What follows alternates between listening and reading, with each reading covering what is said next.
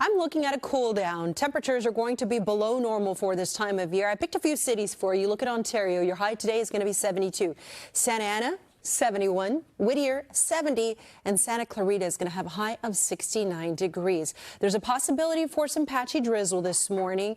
And the other thing I'm tracking is increasing surf and winds, especially as we head into the weekend. And speaking of, the weekend does look nice for maybe jumping in the pool. We're going to have a warm up on the way. Temperatures are going to be above normal at that point. But let's get you through your Wednesday.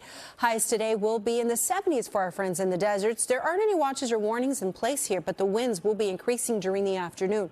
60s for our friends in the mountains. In the Inland Empire, we're looking at highs in the 70s. A pleasant day. We're going to have some cooler temperatures, a mix of clouds and sun. Over in Orange County, we're waking up to some areas of clouds and fog.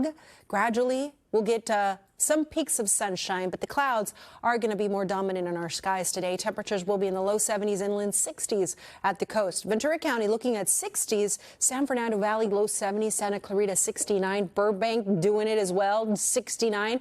And here's your day in LA. Cool at the coast, low 70s, Los Angeles, and more of that through the foothills. So I would hang on to a sweater today. Now, the winds, because of that storm that's up to our north, it is not bringing us any rain. It's bringing us the cool down. It's bringing us also a chance for some drizzle, deep marine layer, and it's also going to bring us some gusty conditions. Check this out. With that strong onshore flow, looking at winds increasing this afternoon for the high desert, reaching speeds up to 30, 40 miles per hour. And then watch what happens. In the overnight hours, the winds remain pretty unruly in that area. But on Thursday, we're going to start to see some impacts through the I-5 corridor as that cold front sweeps through. So gusty through the I-5 corridor on Thursday morning and even Friday morning. So if you're traveling through that stretch, just watch out for some gusty winds. We'll have a shift in wind direction from Friday through the weekend that's going to impact your temperatures. I'll explain why in just a minute. Back to that storm, because it is causing some high surf. We have elevated surf conditions expected this evening all the way through Saturday. Ventura County 8 to 12 feet, LA County 5 to 8 feet. We could see some impacts to Ventura Pier. And we also have coastal flooding. So I already showed you that high surf. We have the potential of seeing some flooding for Ventura and LA County, places that don't usually see that water, the beach, parking lots, the bike trails.